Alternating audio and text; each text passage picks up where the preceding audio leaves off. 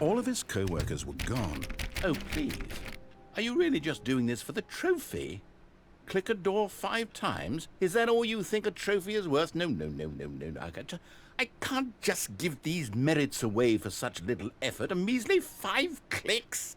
Now, suppose you were to click the door 20 times. I would say that's the kind of effort that warrants recognition.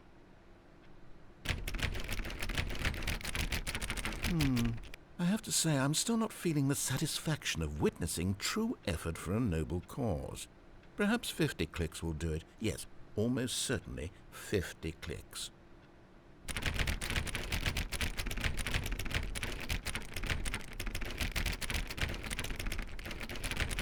No, I'm still not feeling it. I want this trophy to have meant something. It has to be a true reward for valiant effort. I want to see some hustle, Stanley. I want to see commitment, a willingness to go all the way no matter the cost. Why don't you go put 20 clicks into door number 417?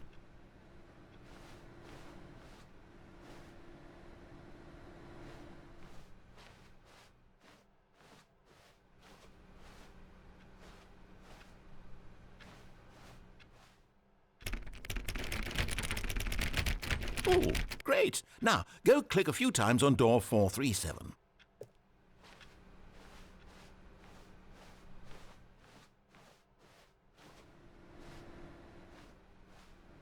Excellent. I think we're getting somewhere. Now, door 415. Let's give it 10 clicks or so.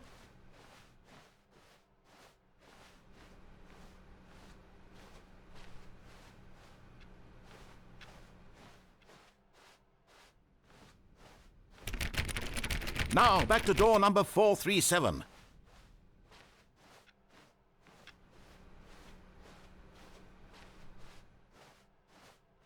Let's see. How about you click on, well, I don't know, the copy machine? All right, back to room 417. I'm really feeling it now. I think we're getting somewhere. Okay, now go climb on employee 419's desk. Yes! This is great! You're putting it all on the line, Stanley. I like that. All right, let's keep it up. Go give me a few clicks on door 416.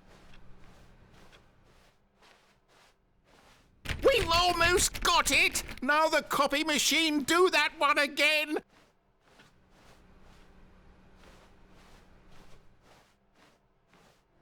Finish it off, Stanley! 5 clicks on door 43. Yes! We did it! Oh, wow.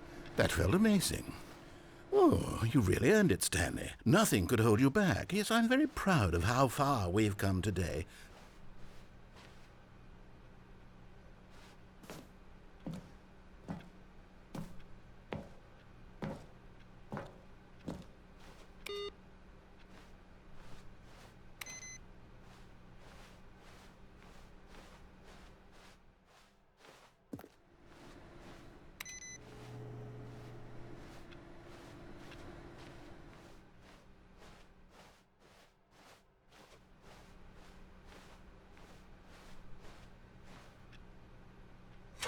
Now this, Stanley thought to himself, this is a bucket.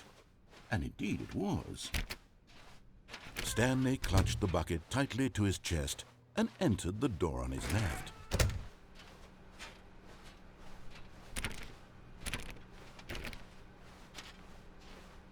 Still no one was here.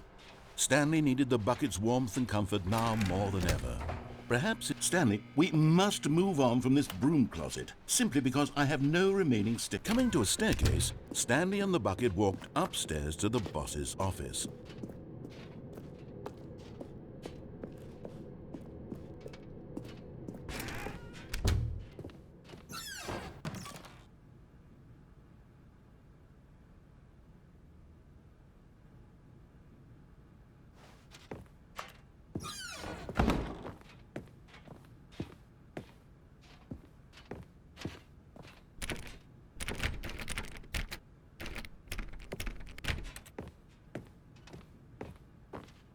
Stepping into his manager's office, Stanley was once again stunned to discover not an indication of any human life.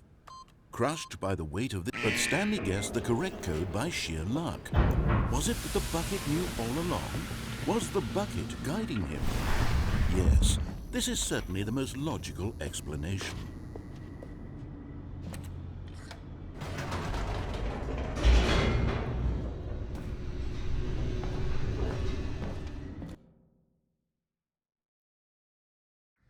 The elevator raced downward, plummeting towards an unknown fate.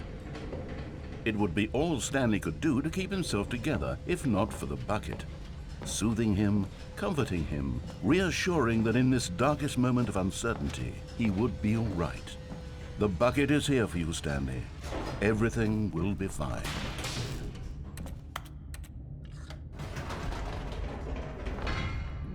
Wait, Stanley said to the bucket. Can we go back up? When I was pressing those keypad buttons, there was something very intriguing about the number 3. I want to go back so I can try pressing the number 3 again. The bucket said nothing.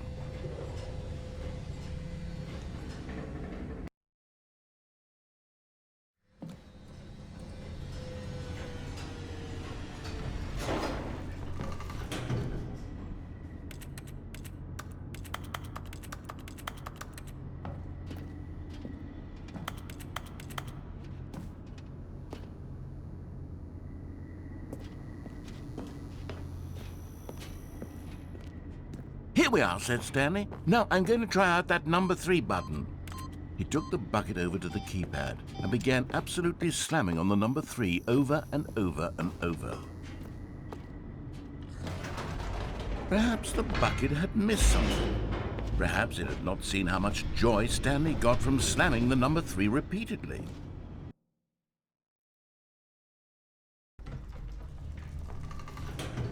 A hint of regret nagged in the back of Stanley's mind. Should he demonstrate the number 3 for the bucket again? No, said Stanley to the bucket. You can't go on yet. Not till you understand how much the number 3 means to me. You and I have been through so much together, and I just want you to see what I see.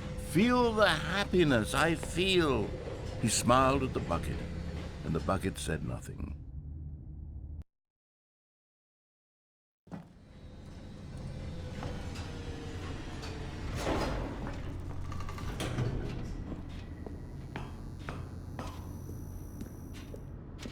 Here we go, said Stanley. This time I'll really show you. He ran to the number 3 and began to wail on it like a musician on a beloved instrument, weaving a concerto of truth and passion. He wielded the number 3 like a fine artist would wield a paintbrush. He told stories through the number 3, stories of his dreams and hopes and fears. And the whole time, he looked to his bucket for a reaction of some kind. Anything to let him know that the bucket appreciated what he was doing. The bucket conveyed absolutely nothing at all, only silence. Crushed by a wave of dejection, Stanley returned to the elevator. Stanley and the bucket were so close, they'd always been there for one another. Why suddenly could the bucket not connect with this passion of Stanley's? The question caused Stanley to ruminate the whole way down the elevator. He knew that there must be a way to get through to the bucket, to communicate fully with his dear friend. Surely there was a solution, mustn't there be?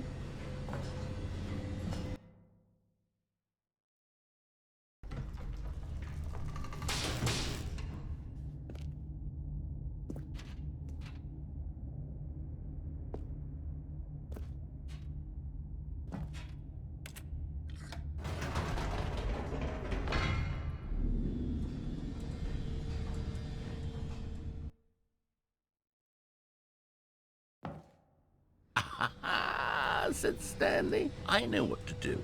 I know how to fully express this feeling in my heart. He decided right then and there that he would hold a press conference where he would speak to the public on all matters relating to pressing the number 3 over and over. He would elaborate fully on what the number 3 meant to him and why he felt so alive when pressing it. Then the bucket would be able to see his joy through the eyes of others. it would get to see the world react to this discovery of Stanley's. And it would be through the public eye that the bucket would finally understand Stanley's work.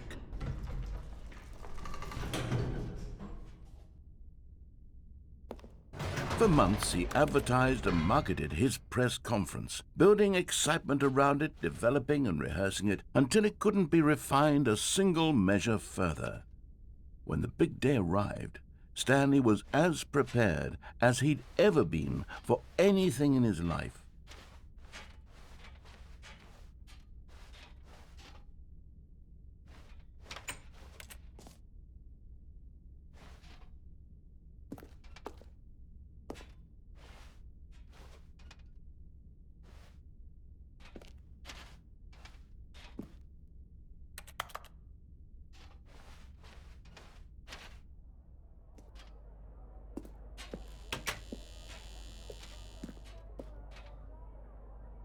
This was it. One last chance to win the bucket over. One opportunity to share a true connection with a loved one.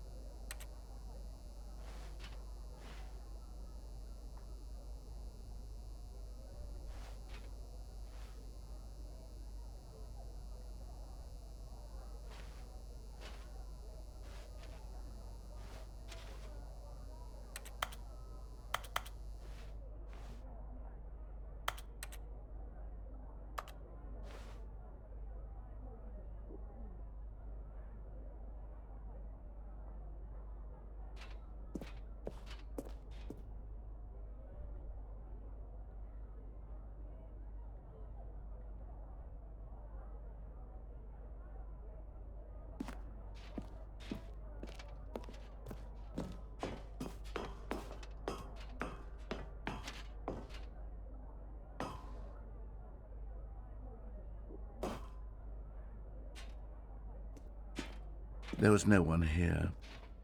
Nobody had come to the press conference to hear Stanley speak, to listen to him talk about what it really means to press the number 3 on a keypad over and over. He was unloved, uninteresting, he was a failure, and in that moment Stanley knew that the bucket would never again take him seriously. There would be no connection, no deeper understanding. The bucket merely sat there in his arms, indifferent. And so it began that slowly, over many years, the two of them grew more and more distant. They spoke less and less, neither wishing to state the obvious, that any sense of real respect between them had eroded since that day at the press conference. There would be no more games, no more long conversations about passion and pursuit. Only a silence that consumed the space between friends. And Stanley, having for once in his life discovered the warmth and comfort of true companionship, was cast back into the unremarkable normalcy of loneliness.